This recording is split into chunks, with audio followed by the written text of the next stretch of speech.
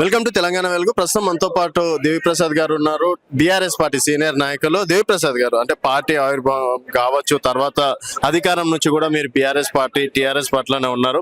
ఇప్పుడు ఏ విధంగా ఉండొచ్చు సార్? అంటే దాదాపు కేసీఆర్ గారు కూడా ప్రభుత్వం 2 సంవత్సరాలు టైం అన్నారు, టైం కూడా అయిపోయింది. ఈ రోజు నుంచి కార్యాచరణ ఏ విధంగా ఉండొచ్చు? బీఆర్ఎస్ పార్టీ కొత్త స్టెప్లు ఏమైనా తీసుకోవచ్చా? తెలంగాణ అంతటా కూడా ఇవాళ ఒకటే మాట వినిపిస్తా ఉంది, రేవంత్ పాలన పోవాలి, కేసీఆర్ రావాలి. కారణం ఏంటంటే వాళ్ళు ఇచ్చినటువంటి ఏ ఒక్క హామీని కూడా ప్రజల్ని సంతృప్తిపరచలేదు. రైతు బంధు ఎగ్గొట్టిండ్రు, రుణమాఫీ పూర్తి చేయలేదు, అనేక మహిళలకు సంబంధించినటువంటి పెన్షన్లు రాలేదు. ఇట్లా అనేక 6 గ్యారంటీలు 460 హామీలలో పూర్తిగా విఫలమైపోయిన ఈ ప్రభుత్వానికి పోవాలని చెప్పి ఇవాళ చాలా స్పష్టంగా కూడా ఇవాళ ప్రజానీకం అనుకుంటాం.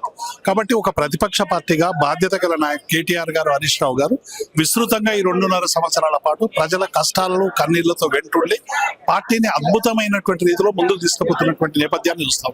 అందుకే కేసీఆర్ గారు కూడా ఈ 2.5 సంవత్సరాల పూర్తి అయినటువంటి నేపథ్యం ఇవాళ క్యాడర్ కంతటి కూడా ఒక దశని ఇచ్చి ఈ 2.5 సంవత్సరాలు కూడా ప్రజల పక్షం ఉండాలి, ప్రతిపక్ష పార్టీగా అనేటువంటి విషయాన్ని వాళ్ళు చెప్తారు. అట్లాగే ఈ 2.5 సంవత్సరాల పాలనలో ప్రభుత్వం చేసినటువంటి అనేక దాష్టికాలు అనేకం కూడా ఇవాళ ప్రజలకు చెప్పాల్సినటువంటి బాధ్యత ఒక ప్రతిపక్ష పార్టీగా ఉంది. కాబట్టి ఈ ప్లీనరీలో వాటికి సంబంధించినటువంటి అనేక విషయాలు మాట్లాడతాం.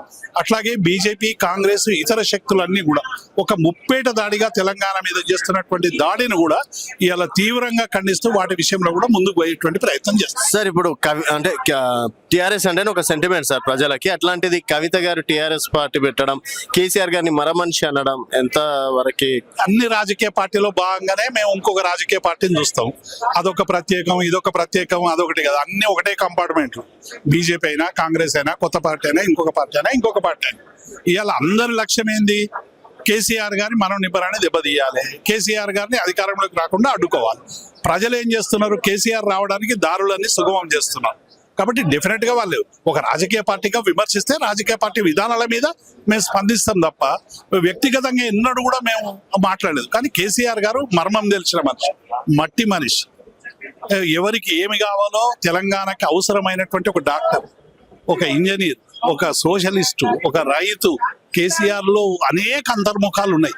కాబట్టి అన్ని వర్గాల ప్రజల్ని ఆయన హత్తుకొని ముందుకు తీసుకుపోయేటువంటి ప్రయత్నం చేయడం అనేటువంటిది ఇలా చాలా స్పష్టంగా ముందుకు పోతాం.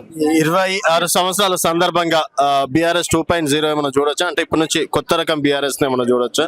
కమిటీలు కావచ్చు, కొత్త నిర్మాణంలో భాగంగా అన్ని కమిటీలు కూడా అవుతాయి. కమిటీలు కింది నుంచి పై స్థాయి వరకు నిర్మాణం జరగాలి.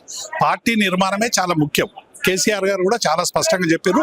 బహుశా సభ్యత్వము, నిర్మాణం అన్ని కూడా ఈ ప్లీనరీతో ప్రారంభమైంది.